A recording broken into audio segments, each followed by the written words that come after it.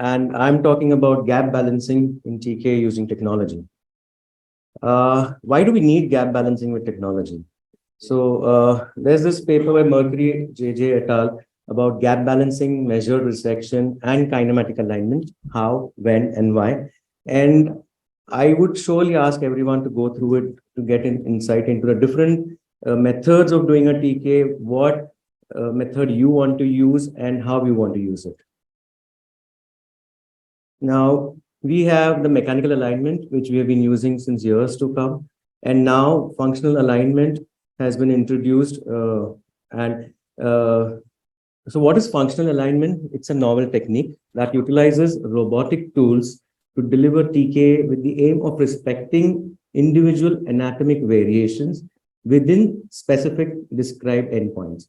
So in kinematic alignment, we tried to manage with the original kinematics of the patient, but in functional, the robotic technology gives you the freedom, but within a defined area.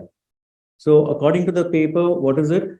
The final coronal alignment, we want it to be between 174 degrees to 180 degrees. Final sagittal alignment, 0 to 5 degrees. Femur varus valgus, 6 degrees valgus, plus or minus 2. Flexion between 3 to 5 degrees. Rotation, 0 internal rotation to 5 degrees of external rotation. Tibia varus valgus, 0 to 5 degrees. Slope, 0 to 3 degrees. And rotation, you would do it manually. Implant sizing, the femur size is matched to the posterior condyles, the smallest size without notching. And tibia is manual. So this paper was described for a CT-based robotic system. And what I am describing today is on an imageless robotic system, that's the CORI system. Now, what are the advantages of technology that the surgeon gets? So it gives the surgeon a numerical feedback on the soft tissue tension. And I think that's one of the great things about technology. Second, the software is quite advanced, gives the surgeon the ability to modify his plan in all the planes as per the surgeon's choice. So whatever philosophy you are agreeing to or you want to do, you can do it with the help of these. And also gives the surgeon flexibility in sizing the implant and its positioning in order to have minimum soft tissue release. So this is the way I do the gap balancing. So I start with balancing the flexion gap by giving the external rotation to the femoral component and also matching the femoral component to the posterior points till the system just shows notching. Now, this system is very sensitive for notching. Then balance the knee extension by modifying the tibial component varus and femoral component varus. And remove only that much amount of bone required to use the thinnest insert. Now, this is the, can I have a pointer, please?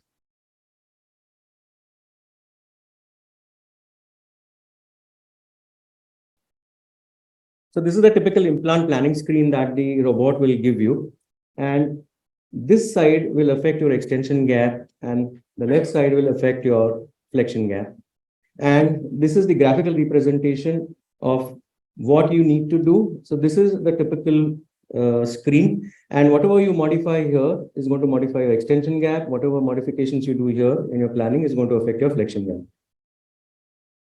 But to do a good balancing with the help of technology, there are certain very important things you need to do. One is the registration has to be accurate and reproducible because this is an imageless robot. Second, the joint laxity collection should be standardized and reproducible. Now, we still do not have any tensioner mechanism or anything for getting your gap balance or the pre-operative gaps. So this is how I do it. I put in a Z retractor in the affected compartment, and my assistant gives the opposite varus strain or valgus strain depending on which compartment I am checking. And this is how we are going to get the graph. So this is a typical varus knee where you are seeing the orange is your medial opening and the purple is your lateral opening. And that's what you will get on a graph. You can see throughout the range of motion, it is tight medially and it is lax, the knee is lax in laterally in throughout the range of the motion. So once you get this is the implant planning screen. So now, as I said, I'll be balancing the flexion gap first so that I give external rotation. This red sign shows that I'm notching. And for that, again, I'll flip the femur. Now, this is a line diagram. I can change it to a solid diagram and see how it is in 3 dimensions, how much I'll be notching. And I try to balance the unaffected compartment first. So that's what I'm going to balance the lateral compartment. I know this is a varus knee, so it is going to be tight medially. Okay. And you're doing this after you have done all your osteophyte removal, you've removed your menisci. Now, from the line, I can move to a solid and see whether I'm really notching. And you can see there's hardly any notching happening. I can rotate the whole of the femur, see it. I match for the sizing to the posterior condyles and see my size is right or not.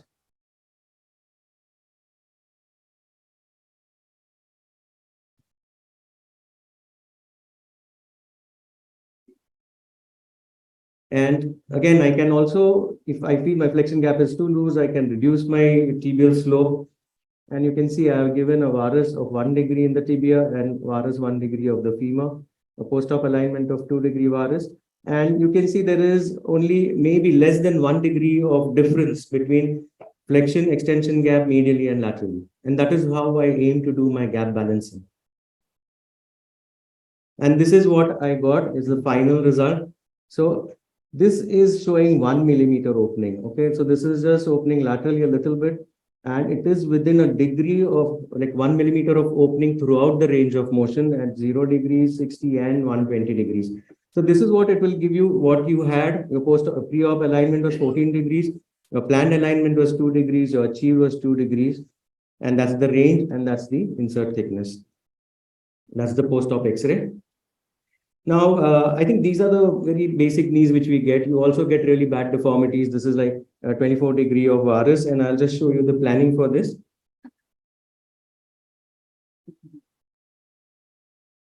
So as I said, I start with rotation, and of course, as you're going to do external rotation, your femur is going to show notching. And then you can go flip the femur, see sideways how it is. Whether you can take it a little more anterior so that the notching sign goes. If still you feel it is notching, you can go for the 3D look of the implant, how the implant will look when you put it on the femur, and that's how it is going to sit. And if you see there's hardly any notching there. Now I downsized the femur to size 4, and you saw that there was good amount of notching. So again, gone to size 5. That was just to show you how the robot is going to show you and how you can play around with the size of the implants. Once you have matched the flexion gap, then as I said, I would be changing my varus valgus of tibia to match my extension gap. Now, this is going to be quite surgeon specific. Now, how much amount of varus you are happy giving in the tibia, right? Now, as per the functional alignment, you can go up to 5 to 6 degrees of varus.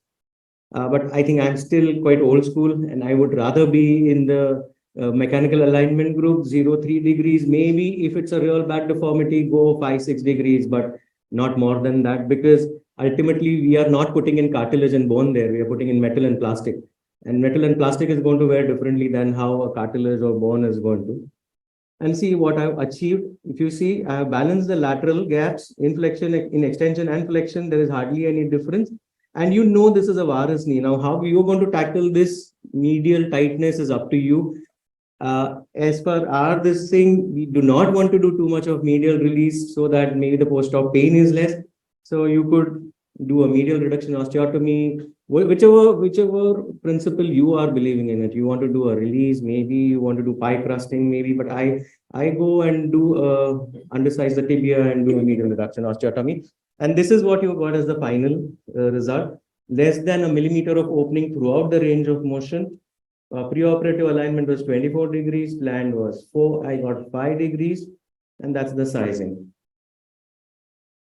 Now, this was described, the functional alignment was described for a varus morphology type. I'm just showing you one case of a valgus knee, and you can see the valgus knee is completely opposite of.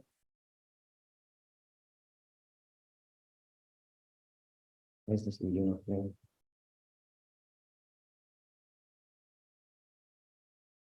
So you can see there is good amount of opening medially, laterally it's tight. And I've given 3-degree external rotation to the femur. Now, there are many checks and counter checks you can do with the robotic system. Now, you can see there are these additional purple points, which are, extra points you can give to the robot, or if you want to recheck whether you're doing the right thing or not, if you feel you're going to notch, and this is for the transepicondylar axis, you can always add more points, do different views, see how the knee looks. And this hardly takes maybe 2-3 minutes of your time during the surgery. Once you're used to it, once you're very clear in your mind about your philosophy of doing a TKR, I don't think it takes too much time. So again, 3-dimensional view to see whether you're notching, and though the system is showing the sign of notching, now it's gone. So you can vary and see your notching. If it is notching, you can increase the flexion of your femur. The system may show you 3 degrees, you can go up to 5 degrees. And so you would like to match your unaffected side. Now, this is a valgus knee, so you want your medial side opening in extension and flexion to be really balanced. And then of course, it is going to be tight laterally, and you're going to handle the lateral tightness mostly by doing pie crusting in a valgus knee.